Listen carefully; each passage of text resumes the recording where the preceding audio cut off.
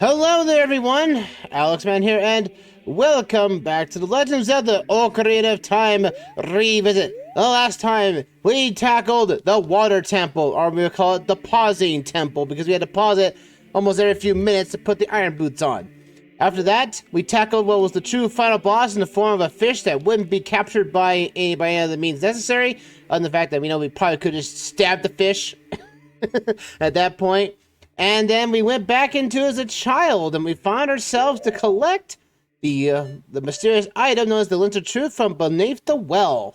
And so now, the only thing now we get ourselves to do the true start of the area, which is the Shadow Temple. Now, the Shadow Temple is a little interesting, is that you could technically do the entire dungeon up until the final boss, or the boss of the dungeon, without the Lens of Truth equipped. It can be done, but it's very difficult. But the final boss can only really be affected if you have the Lens of Truth on. So, technicality, this is a requirement. You have to go back to the past, which the game doesn't really tell you about. Yeah, the game doesn't really tell you that you should go back to the past, except for that one little tidbit of the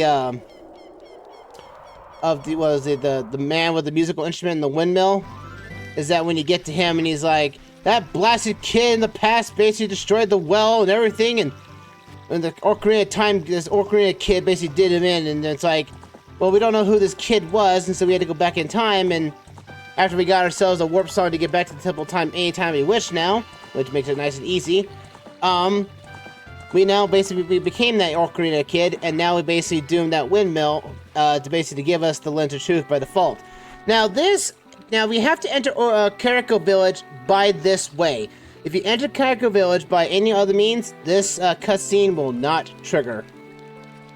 So let's go see what this scene has in store for us. Man, we went back in time, went forward, and goodness, the entire city is on fire! What happened? What? Who did this? As an arsonist? Was it Mido? It's probably Mido, isn't it? That little jerk. He probably came out of the forest and started burning everything down. Oh, Sheik! What if he has something for us? Sheik, what did you do? You're gonna answer me, are you? Get back, Alex, man. Why get back? Whoa! Goodness! What the heck was... It's being released. Oh, crap! Oh, gee, oh boy. I know this is kind of weird, Sheik, for you to do a dance in mid-air, but that's not the time or place right now when the city's on fire. Are you gonna be okay?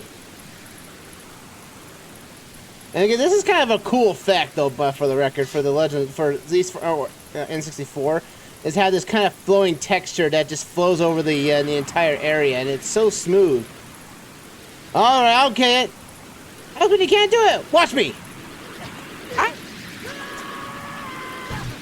Yeah, it's kind of you fight the scene, you just can't do anything about it. And then you get basically, and I wish this was, the fact that this is where you and Sheik basically team up to do this, I wish Sheik did more. Looks like you're coming around. Alexman, a terrible thing has happened. The evil shadow spirit has been released.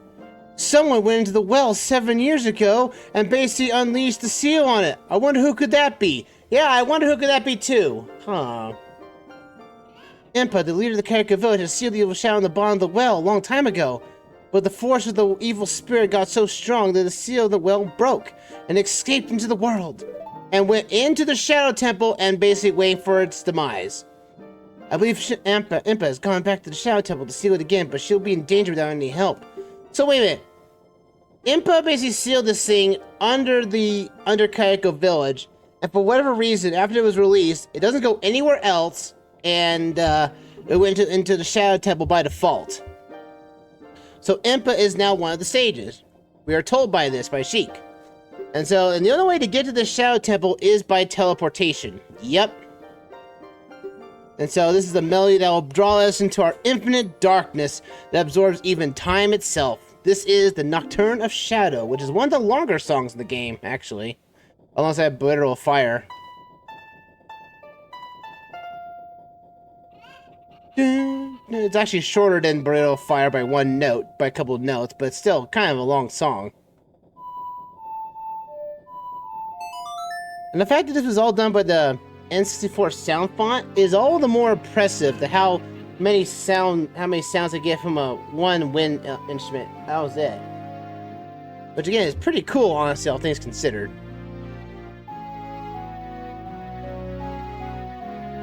And that room up there, I have no idea how to get up there. That windmill has like this hidden room in here, which has a cuckoo in it. I've never gone up there, and I'm not sure how you do it. But there's a cuckoo up there. But it's never counted as one you need to collect. Let me take care of the village. I'm counting on you, Alexman. What are you gonna do? By basically, oh, you're just gonna disappear, aren't you? Alright, fine, whatever. Oddly enough, though, in the manga itself, the Ocarina of Time manga, Bongo does not exist. Yeah. That's kind of a shock, all things considered. I want to see if I can buy some arrows with the shop's open. I'm only down to 5 arrows. I might as well buy enough to give myself something. I got arrows. I need arrows to deal with this. 50 pieces. Why not? I only get them hold 30, but I need all the money I can spend. I have all this money. I don't know what to spend it with. Let's see. How many spiders have I got now? 29. I can get the next tier. But if I get one more gold Skulltula, I can double back on there. And there's going to be gold Skulltulas in the Shadow Temple. So, that said, we can only go to the Shadow Temple by this method. We must go this here. And again, this is entirely scripted. It's funny that it's like a cloudy darkness sky with still the sun in the background. Still kind of ominous. But yeah, in the manga, Bongo doesn't show up. In fact, actually, Dark Link is actually the boss of Kakariko Village. That's where that kind of a shocker comes into play, and this is weird. Alright, and we get our first instance of actually having using Den's Fire. Yep, Den's Fire for this place. And I find this door that's the only way into the Shadow Temple so ominous. It's like, it looks like Vati. It looks like Vati's eye, even though it's a Sheikah eye. It looks like Vati's eye. It just gives me that vibe, man. But welcome, ladies and gentlemen, to the Shadow Temple. Very devious and very dark. Oddly enough, though, this temple starts off the same way as the Misery Mire in Link to the Past. Like you go through a door and everything. But the Shadow will only lead to the Eye of Truth heading down in Kakariko Village. That's the only time I'm going to tell you about it, and then you have to go back into the past to do it. This is an item you're going to have constantly. So, the Shadow Temple. We had a taste of this in underneath the well, but now we have to do it to its fullest extent here. This is like the only temple in the game that actually you have to grab the dungeon item before anything else, which is kind of ominous. One who gains the Eye of Truth will be able to see what is hidden in the darkness. So yeah, the Eye of Truth on, it will slowly use magic power, but then it also reveals hidden pathways. The Shadow Temple. Here is gathered Hyrule's bloody history of greed and hatred. Oh yeah, the Civil War. That's a thing. Which is something they kind of forget in this game by a sheer amount. Oh, it says, we'll use the Sun Song here, because the Sun Song can indeed stun enemies of the undead. Because they're sensitive to light. So, might as well do that. And use our Biggoron sword to take out the... Oh yeah, we got keys over here. There's a keys floating in midair! That's not ominous enough, is it? Oh boy! Ow! Hey, how about take that? Yeah, we're gonna... So, you haven't seen Redeads by this point, or so. We haven't seen them since then. The last time we saw these guys was technically underneath the well, but when we get into the grave of the royal family, that's where you found them the first time. So bear that in mind. This dungeon is full of basically everything that's undead. Everything we fought that's undead so far is in this dungeon. And it's very... I say this is probably one of... I would probably say this is the Legend of Zelda series' darkest temple. Like, I don't even think that this is considered a temple in the first place. This is more like a dungeon. Like an actual, true, honest-to-goodness dungeon. Like, One who gains the Eye of Truth will be able to see what's hidden in the darkness.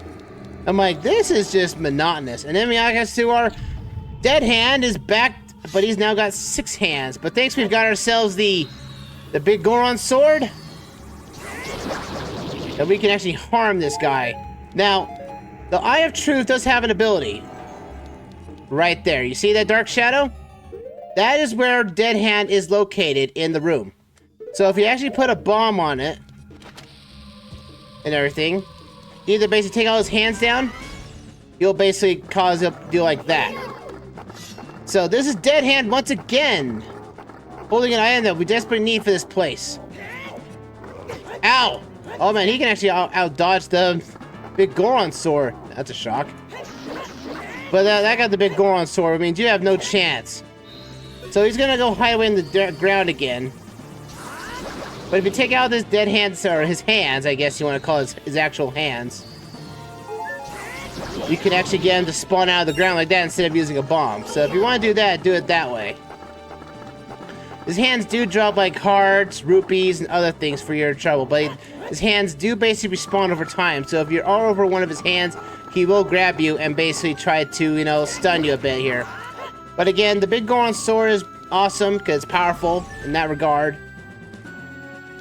And so you can use the where's he at? He's over there.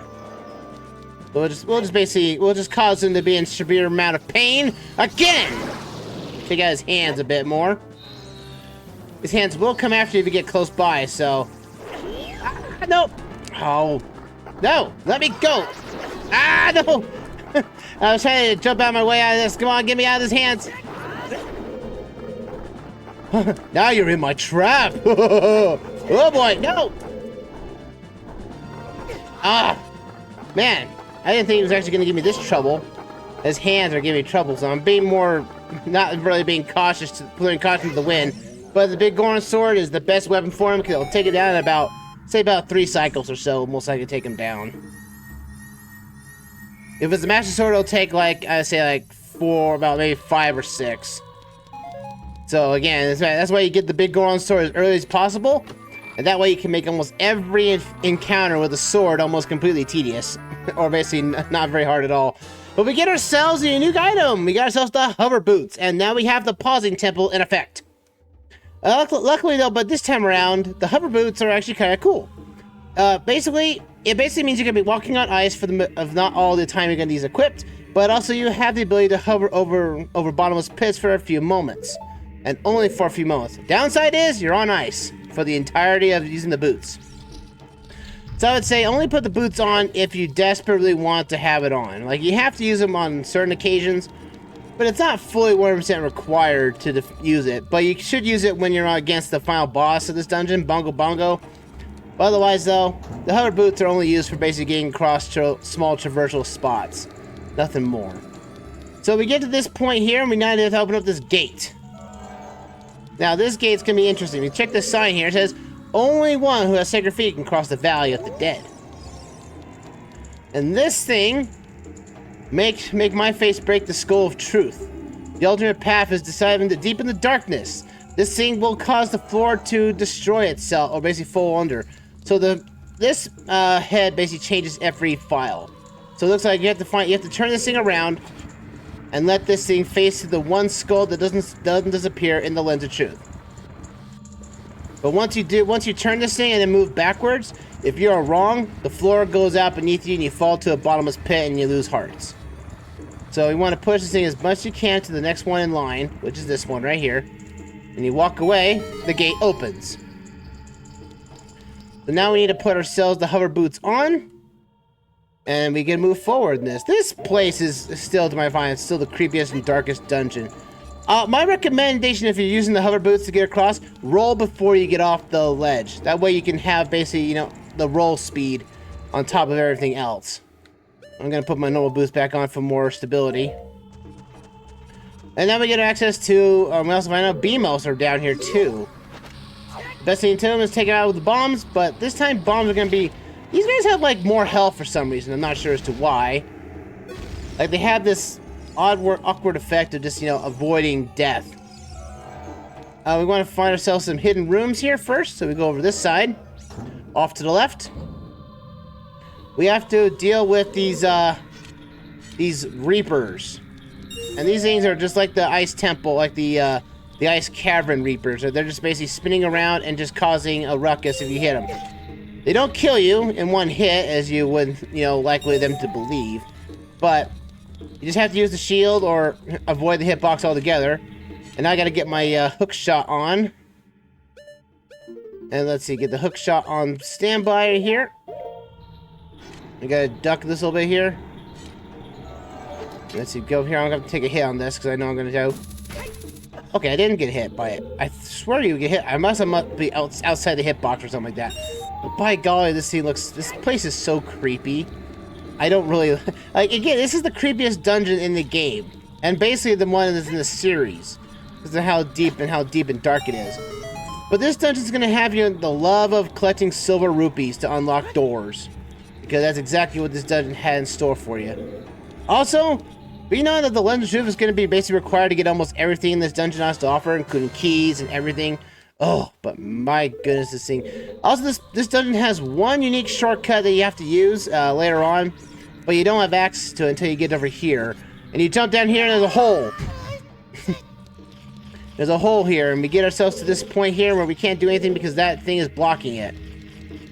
But there is a gold sculpture that you hear in the background, so definitely you have to get your chops out and to find it himself. But I would say getting all the gold sculptures in this dungeon is not that tedious. I think they're more tedious in the under the well.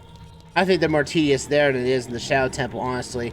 Because after the while, it's just basically finding the hidden room, or hidden rooms and whatnot. And as long as you basically have the Scarecrow song, you're going to be able to get all the gold sculptures. So bear that in mind as we go along here. Oh boy! We come over here to this room. Oh no!